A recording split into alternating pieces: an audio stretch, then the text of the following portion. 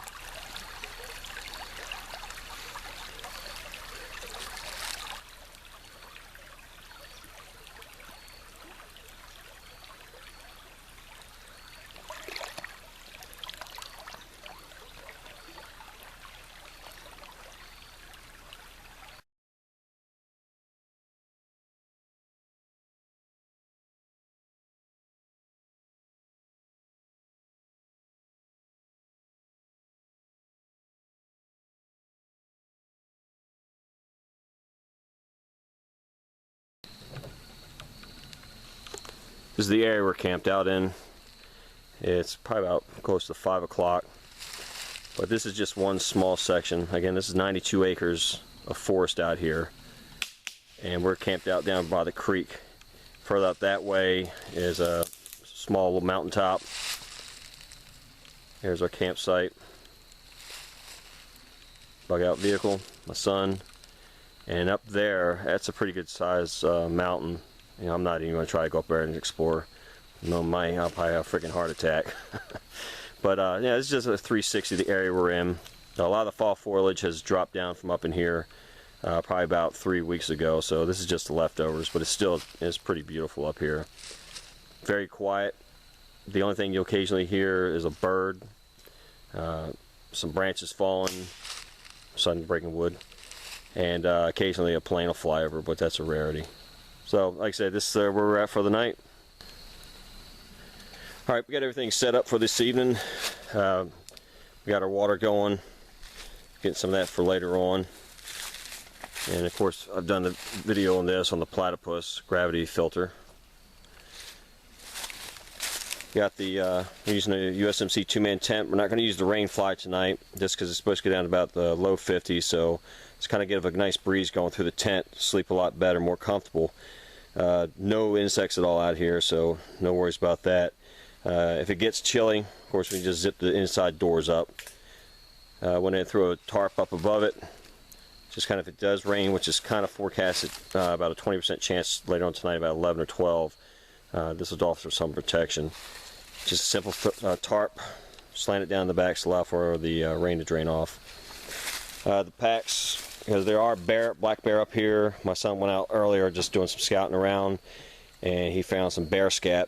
So there are bears out here. They have been seen.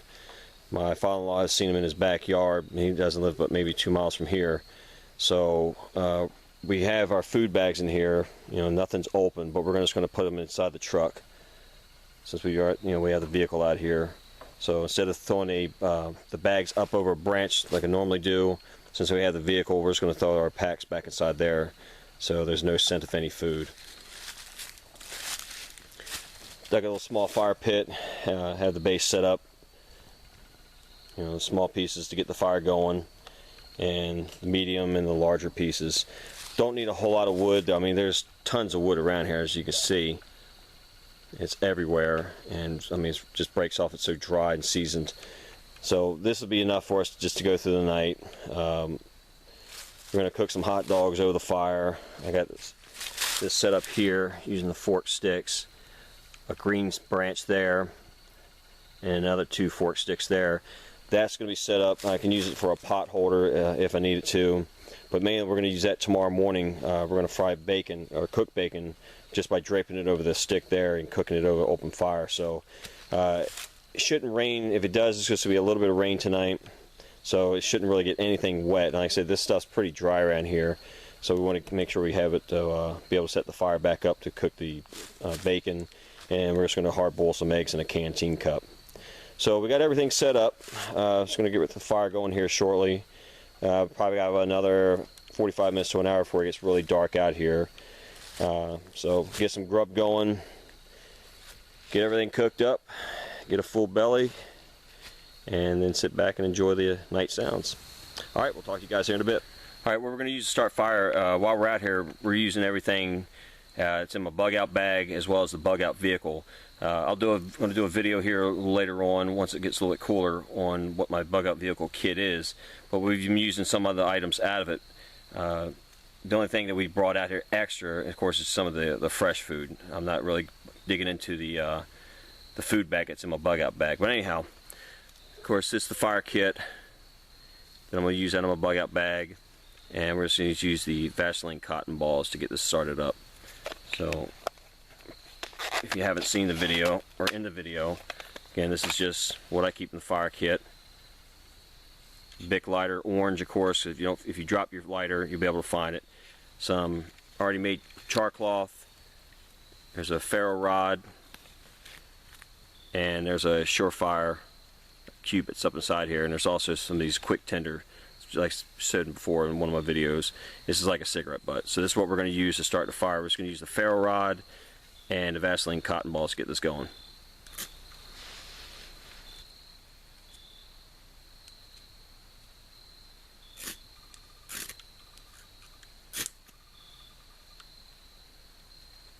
Let it catch. Once you get a decent flame going, you're going to take your bundle, all the small twigs, and just lay it right over on top. You don't want to just drop it on top of it. Yeah. You're going to kind of hold it over above it a little bit. Make sure it's not compact, it's a little bit loose, so it catches the flame.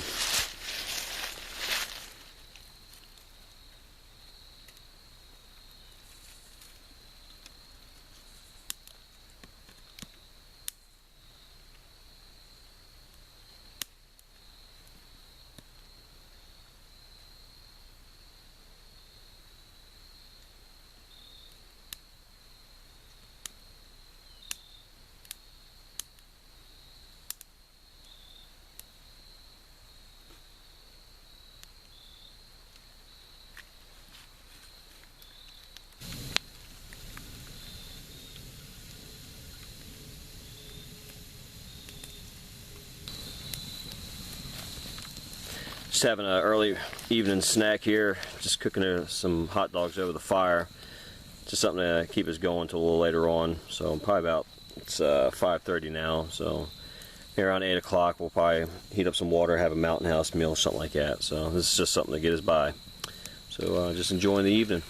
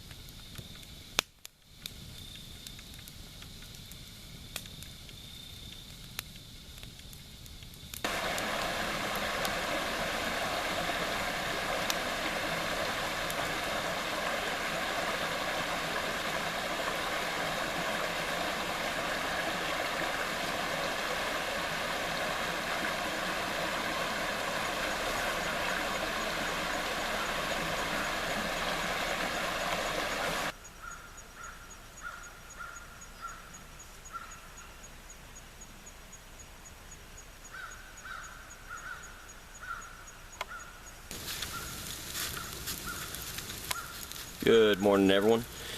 It's about 9 o'clock the next day. Slept pretty good last night. Temperatures got down to about 55 degrees. Wasn't too cold. Real nice and warm inside the tent. Didn't rain really at all. It maybe sprinkled a bit, so it turned out to be pretty nice. We're just cooking up some breakfast this morning. As you can see, we got some bacon going. In the canteen cup, we got a couple of hard-boiled eggs, and heating up some water in the canteen for some tea. The way we got set up here with the cooking the bacon, seen it in a couple other people's videos, and I figured I'd give it a shot and try it out. You just take 2 forked sticks. You see there's one there and there, and then you cut a green branch and you hang the bacon over top of it. And basically what you're doing, you're eliminating all the mess that you would have if you use your mess kit. You know, having to clean it up, and you know, those of you who cook bacon, it's a lot of grease to it. It just makes a freaking mess. Same with the canteen cup boiling the eggs. I could have cracked them, fried them in the bacon grease, etc. But then again, you have the mess to clean up, cleaning out the eggs, and make sure you get it all spick and span, this, that, and the other. So it just saves a lot of time and effort cooking it this way. When you cut the branch, ideally you want to have it has to be, of course, a green branch so it doesn't burn, but try and find one that's got a slight bow in it, and I'll show you why. The flames right now look kind of high, but as the flames die down, all I have to do is take the stick to the branch, being that it's bowed, and I can just twist it and rotate the bacon down closer so it cooks a lot better that way as the flames die down. And you want to use a forked stick like I have over there, and just put it on the back end of it just to hold it down so it's not going to go flying up. I mean, this is pretty secure, but it's just the added security. So bacon's been going for about 15 minutes or so, just really slow cooking it. The eggs should be just about done. Just want to give you guys an update. So we will see you back here in a little bit.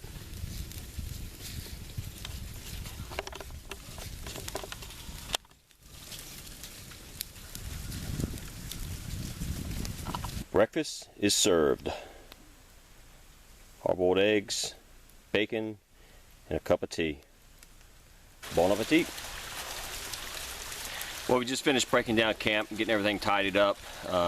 Checked everything, make sure we didn't leave anything behind. As always, make sure you leave no trace, so anybody else comes through, it looks like nobody was ever there. Make sure if you have a fire, an open fire, that the coals are completely cold before you leave. In this case, we've got a creek right here next to us, so we're able to go down here and get as much water as needed. If you don't have a lot of water available to you, just make sure that you let the fire die down and spread the coals out enough to where the air basically burns through all the wood. But again, we've just policed everything up, packed everything up, put it in the truck, and we're getting ready to punch out of here. As I stated before, everything we used out here was utilizing my bug out vehicle kit and my bug out bag. The only thing extra that we brought out here was just some bacon, eggs, and some hot dogs to have some fresh food to cook up. Otherwise than that, everything else we used was out of there, out of our kits. One of the things that I've taken away from this, and as I've stated before and others have stated, always test your gear, make sure your kit's good to go, it's serviceable, it's ready to go at a moment's notice. Don't be the type of person that buys all this gear and then puts a bug out bag together, sticks it in the closet, and you never ever use it, because I guarantee when it comes time for you to need to use that bag, and this example would be batteries, it's going to fail on you. I almost guarantee it. You know, nobody's perfect, and again, this is kind of like a enjoyment, having fun out here in the woods, but also just make sure all my gear's ready to go. The batteries that I had in my bug out, or my bug out vehicle kit, in the flashlights, of course, I keep one of the batteries turned around, but they've been in there for probably a few years now, that the batteries eventually died on me. And a perfect example was my son went out exploring around the area, and I had him take one of the handheld radio walkie-talkies that we have, and the batteries were dead in one of them. So we had to scrounge through the kits and the bags and find batteries to put in there. So what I take from this is, you know, make sure I add fresh batteries, go out and buy all new batteries, replace everything in the kit. Also, what else I take away from this? Oh, like I made tea, hot tea while we were out here. So now I know I need to go back in and replace the tea bags and the packets of sugar. Also want to add in maybe a little bit of salt packets into my kit. When we had our eggs earlier, it would be nice to have Salt Plus. Being out and sweating and stuff like that, salt's a good thing to have in there to replenish it, what you sweat out. So again, this just, if you ever get the opportunity, always test your gear, make sure it's good to go. So if anything from this video, take that and tuck it into your toolbox. So with that, I say adios to everybody, and I'll see everybody in the next video. So take care and God bless.